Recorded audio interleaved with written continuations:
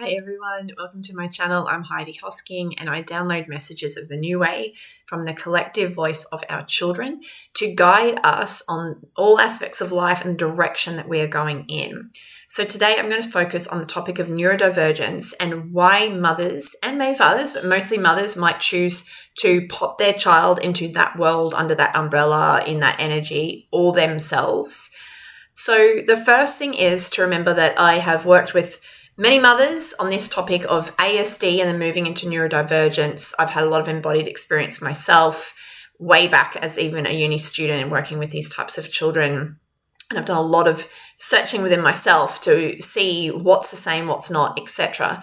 So what I'm going to talk about is the first reason that we might look at why we might diagnose, put our child under a neurodivergent label. Having worked with many mums, I started to ask them, why would you take your child for a diagnosis of any description? And it became very obvious to me there was actually only a couple of reasons. Eventually, mothers would put their finger on, actually, I just want to be known that there's something different about my child. They wanted validation. So check in for yourself. How do you feel around needing validation that you've had a hard time with your child?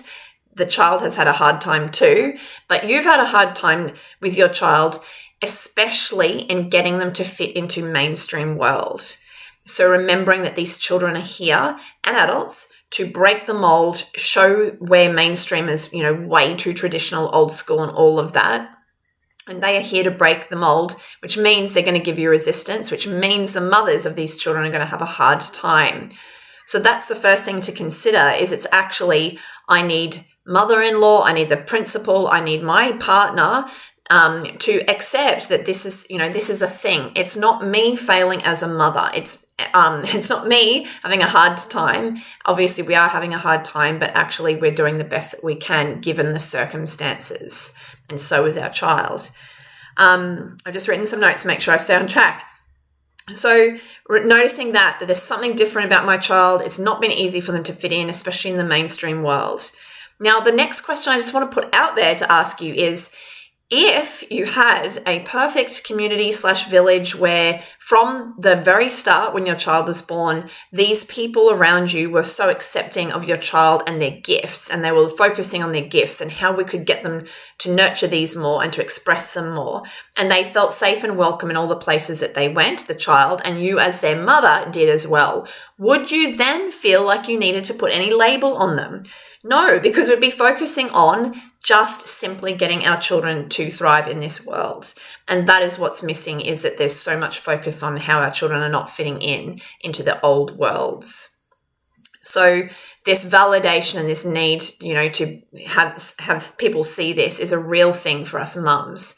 But remembering it's more about us as the mother than the child needing the label. They need validation and it's hard, but they don't need a label to say that. They just need validation. This is tricky when you are X, Y, Z. So then the second reason that usually comes quickly after that, when the mothers were putting their finger on, why do I need this, is for funding.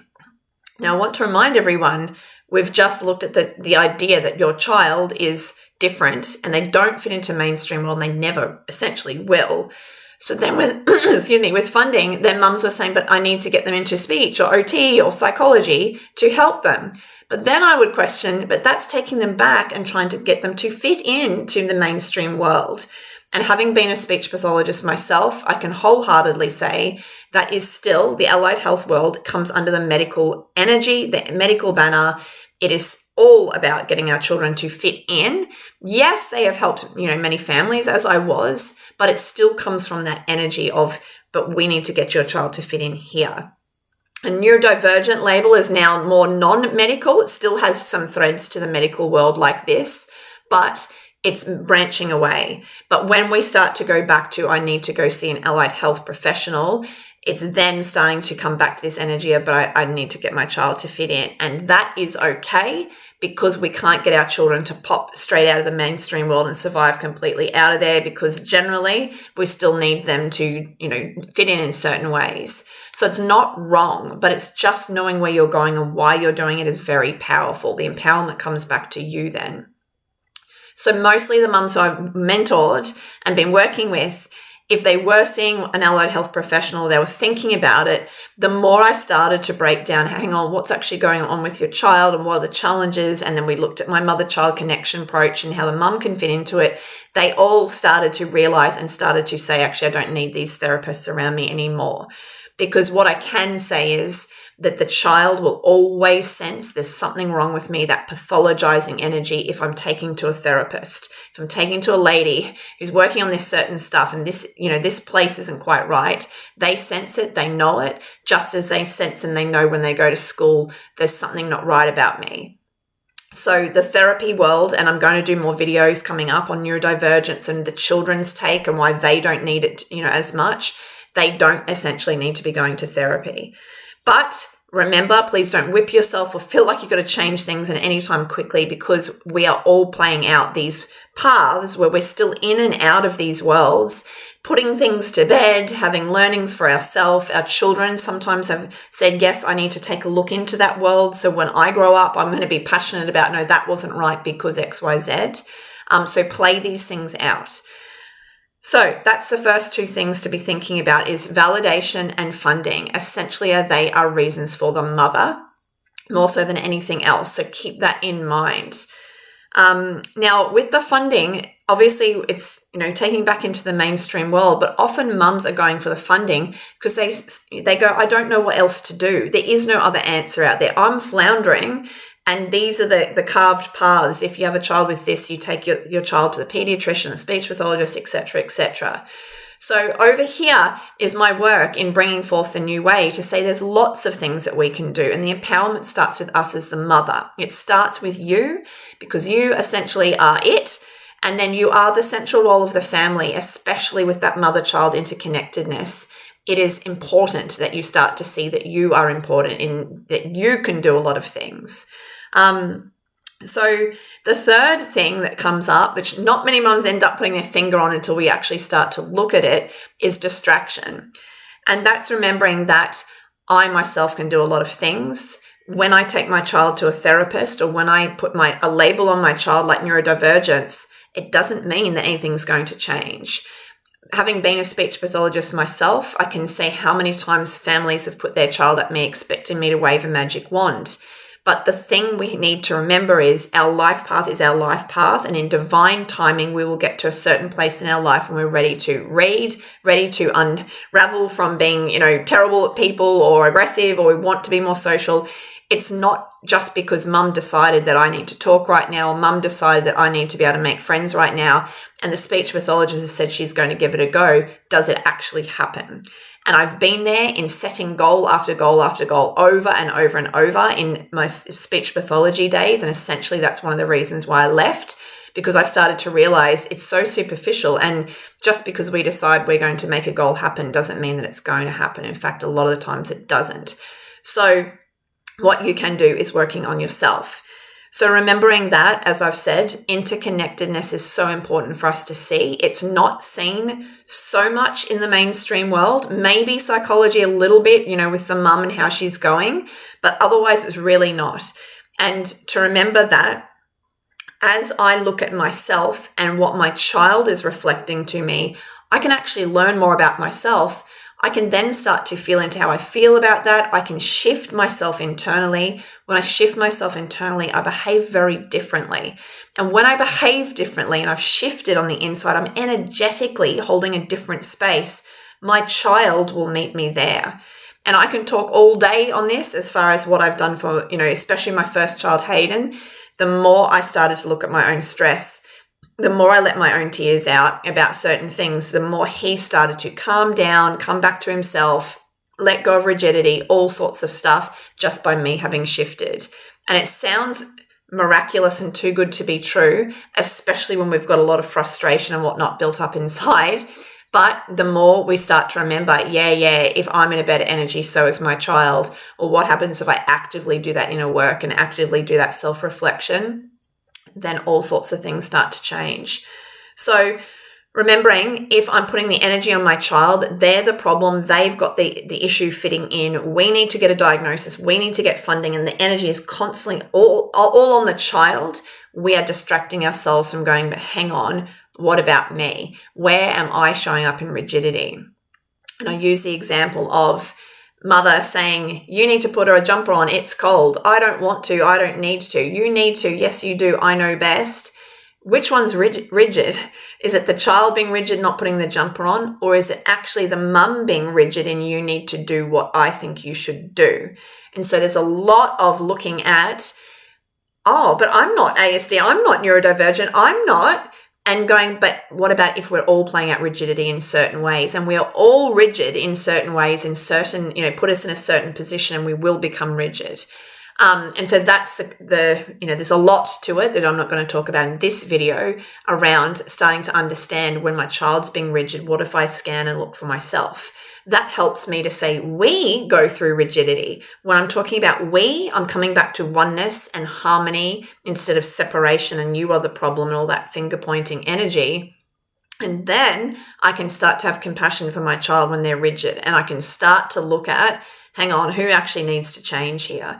Now, that's just one example. Another quick one is, my child has difficulties fitting in, but every mum and some fathers that I'm working with, when I've said, so how do you go with friends? They might have the persona on, but I'm a social person. But then when they actually piece it apart to go, well, I'm social, but I get drained with the people I'm, hanging around with. I don't like, essentially doing it. I have problems with this, and the other. Then we start to go, oh, okay. Or they say, when I was younger, I had troubles with. Again, it becomes we, me and my child are experiencing this theme.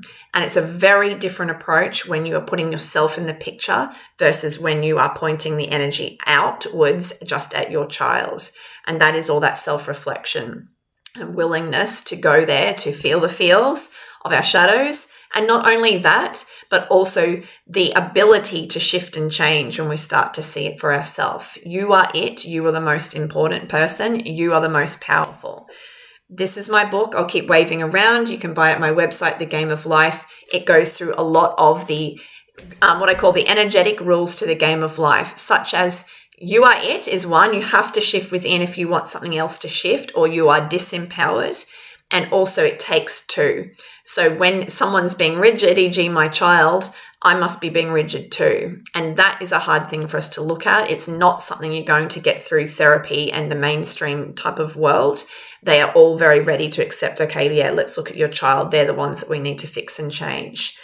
And I talk about this because I am listening into the children, even myself as a child, and you can do the same thing to go, what would you have wanted? I didn't, no child wants all the energy to be on them as the problem, when actually us, the parents, have plenty of things to look at, because naturally so. So when you shift yourself, you shift the child, you shift the whole family, because you don't realize how many, again, the interconnectedness. And then we shift the family line. As I shift, then my child can shift, and then their children will shift. So that's where the power is. And that's where it comes back to me questioning, what are we doing with these labels? Are they actually helping us, or are they enabling us to distract ourselves? Are they enabling us to actually feel into, gosh, it's been really hard as a mum, and shifting within? Or is it allowing us just to get that better feeling like, yep, there's something wrong with my child. Now I can go out and tell everyone, but it's missed the point to actually sit with how you feel as a mum, having gone through having a child with all the different challenges you've been through. And as I say it like that, it doesn't matter if your child's neurodivergent or not. There's always the invitation to come back to what it feels like to be a mum of a child with any type of challenge and issue going on. There's just so many across every child. Just thinking if that's pretty much it. I'm going to start making more videos on the topic of neurodivergence, particularly from the child side and why they are going to not see it as a thing, and also other things to be looking at in this whole topic, so we can get an understanding of where things are shifting to, the evolution from ASD, neurodivergence, and then what things will keep shifting, and I can see where it's going in the new way. So if you'd like to book in a session with me, please go to my website, HeidiHosking.com, and find me at my offerings. You can do a private session as a one-off, or you can book in for a mentorship. On the mentorship page, you can actually book in for your initial session, just to test it out, make sure we're all good, and you can have a 4-month or 6-month option. Most mums have found the 6-month to be the thing, the right amount of time for all the shifts and changes to happen, so they can go out into the world as a different person. And again, a child like this that's come into your family, they are the tip of the iceberg. It's like they're pulling all the weeds and the roots up in all sorts of angles and topics that want to be seen in the whole family, not just this one child. So if you have it on your heart to be looking at yourself and to be bringing that connection back to your child rather than you're the problem and we need to put a label on you to make us all feel better, then please get in touch and we can go from there. Otherwise, do subscribe. Please share this video wherever you feel would be great. It is an unpopular opinion in certain ways, questioning it. But if there's anyone you think that might be open to it, particularly those that are, I don't like the idea of diagnosing my child, please share it with them, because having this information helps women to go, oh, okay, I don't have to just march straight down the path to the pediatrician, the allied health, and straight back into the medical world. I have a different way of thinking about it myself, let alone talking up to my partner, the school, or whatever, to start to say, actually, and this is, a deeper level again, you don't need to have a label on your child. I haven't labeled my son, who could have been all of this, ASD, ADHD, all of it. But in talking up and reminding everyone, we just need to work on the actual problems that they have in fitting in, and then also helping them to get out of the mainstream world as much as they can. That is where the gold is. And that is what is my bread and butter in working with mums, is to help your child express themselves in the best way possible while helping the mothers shift and change all the life changes that need to happen so that child can thrive, which also then brings up, what is the mum doing with herself? What is the father doing with themselves? And what is the siblings doing with themselves, for them also to be moving to their best path rather than staying stuck over here in, mainstream traditional ways, etc. It's all there. Love to you all, and I'll talk again soon. Bye.